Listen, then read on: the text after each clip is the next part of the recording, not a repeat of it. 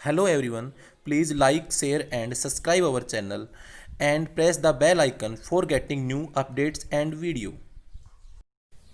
Hello, good morning students. Today we are going to start the fifth lecture of trigonometric ratio. In this lecture we will discuss the remaining questions of 8.2.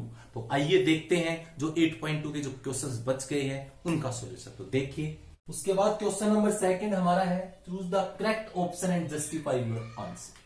तो आपके पास जो question दे रखा है पहले आपको solve करना होगा, फिर आपको ऑप्शन करना होगा। तो सबसे पहले मैं आपको फोर्थ क्वेश्चन कराता हूं, देखिए लास्ट एंड से। तो यहां से देखो sin 2a is equal to 2 sin a is true when a what value of a। तो ये हमारे पास ऑप्शन है। ऐसा कोई भी क्वेश्चन आए, देखो वैसे तो आप जैसे 11th के अकॉर्डिंग अगर आप करोगे तो इसको आगे सोल्व करके भी कर सकते हैं, बट आपको पता है ऐसा कोई भी ऑप्शन दे रखा हो तो उसमें पुट करके देख लो कि जो जिस पर ये ट्रू होगा वही हम रखेंगे। सबसे पहले ए ऑप्शन पर देखो, 0 डिग्री रखो तो क्या आएगा sin 2 इंटू 0 2 इंटू साइन 0। तो sin 2 इंटू 0 साइन 0 0 होता है, 2 इंटू साइन 0 0 होता है, बोथ साइड इक्वल है। तो इसका मीन्स ये हमारा करेक्ट ऑप्शन है। आप और कोई भी रख के देख लेना, जैसे बी रखा 30 डिग्री तो 30 डिग्री रखोगे 2 into 30 degree 2 into sine 30 degree, it mean sine 60 degree 2 sine 30 degree. 30 degree की वैल्यू साइन की 1/2, साइन 60 होता है √3/2, ये कैंसिल 1, नोट इक्वल आ रहा है ना। इसी प्रकार 45 और 60 पर भी नोट इक्वल, तो ये दोनों क्या रहेंगे, रोंग रहेंगे। तो करेक्ट ऑप्शन क्या होगा, ऑप्शन ए। तो इस प्रकार हमारा ये फोर्थ क्वेश्चन हो जाएगा। क्लियर हुआ। अब जैसे वैसे अगर देखें ना, अगर आप 11th अगर आपको थोड़ा बहुत 11th में हो तो अपन देखो इसको कंप्लीट तरीके से भी सोल्व कर सकते हैं। sin 2a का फॉर्मूला क्या होता है ये याद 11th में बताएंगे, कोई बात नहीं, अब तो आप याद रख लीजिए, बाकी आप पुट करके ही करिएगा।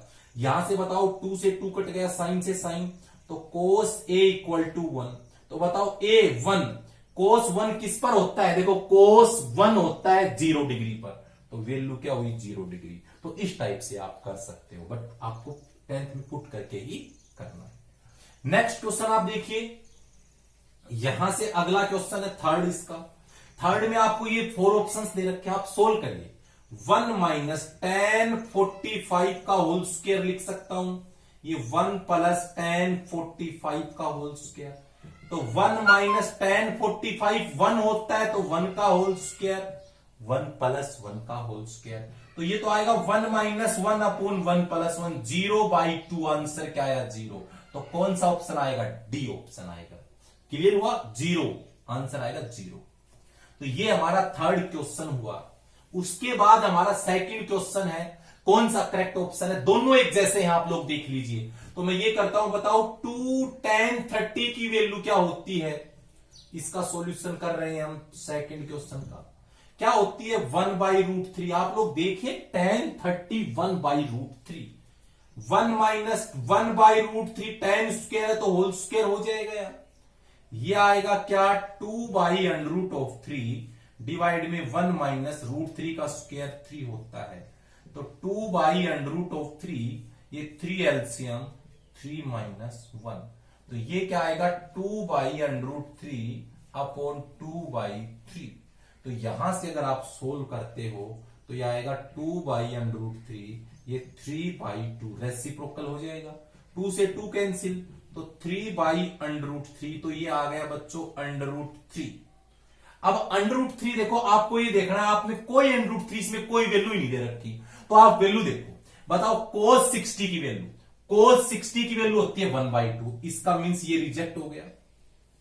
sin 60 की वैल्यू होती है √3/2, ये भी रिजेक्ट हो गया। tan 60 की वैल्यू ये है 1/√3, तो इट मींस ऑप्शन कौन सा करेक्ट है, सी ऑप्शन करेक्ट है। sin 30 आपको पता है क्या होता है 1/2, तो √3 सिर्फ इसी की है tan 60 की, तो इसका आंसर क्या आएगा tan 60। क्लियर हुआ। अब आपको हम सॉल्यूशन फर्स्ट करवाते हैं। फर्स्ट सॉल्यूशन में क्या है, सिर्फ यहां पर प्लस है, ये हम क्लियर करते हैं। यहां पे प्लस है, ओनली यहां प्लस है, प्लस कर देंगे तो यहां पर आएगा बच्चों 4, तो इसको सोल्व करोगे तो ये आएगा 3/4। तो आप लोग देखिएगा ये √3 यहां से 2 पर कैंसिल होगा और ये 2 आ जाएगा, तो ये √3/2 आ गया। समझ गए? अब √3/2 किसकी वैल्यू? आप लोग देखो, साइन 60 की वैल्यू होती है √3/2, तो it means first option correct होगा। मतलब किसकी वैल्यू है? साइन 60 की वैल्यू है। क्लियर हुआ? तो ये दोनों रिजेक्ट हो गए, तीनों रिजेक्ट हो गए। तो इस टाइप से आप वैल्यू फाइंड कर सकते हो। तो आप देखिए, हम नेक्स्ट क्वेश्चन देखिएगा। देखिए हमारे पास ये 2 क्वेश्चन लिखे, थर्ड और फोर्थ, 8.2 के लास्ट क्वेश्चन है। पहले हम फोर्थ करा देते हैं क्योंकि नीचे हमारे पास ये लिखा हुआ है। देखो आप लोग देख रहे हो कि sine A plus B is equal to sine A plus sine B. देखो ये फॉल्स होगा, ये क्या होगा? फॉल्स होगा। अब आप कहोगे जी फॉल्स क्यों होगा?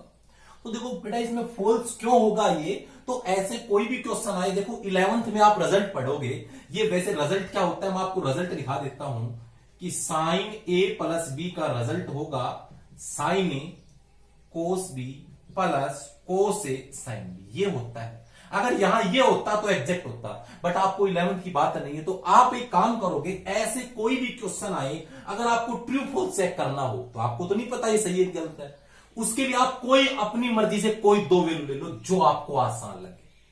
समझ गए ना?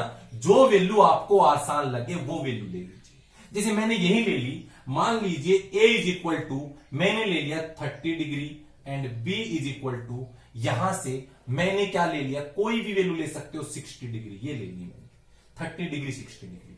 तो आप मुझे बताओ, यहां से निकालो पहले लेफ्ट हैंड साइड, क्या sine 30 plus 60 that is sine 90, ये होता है 1।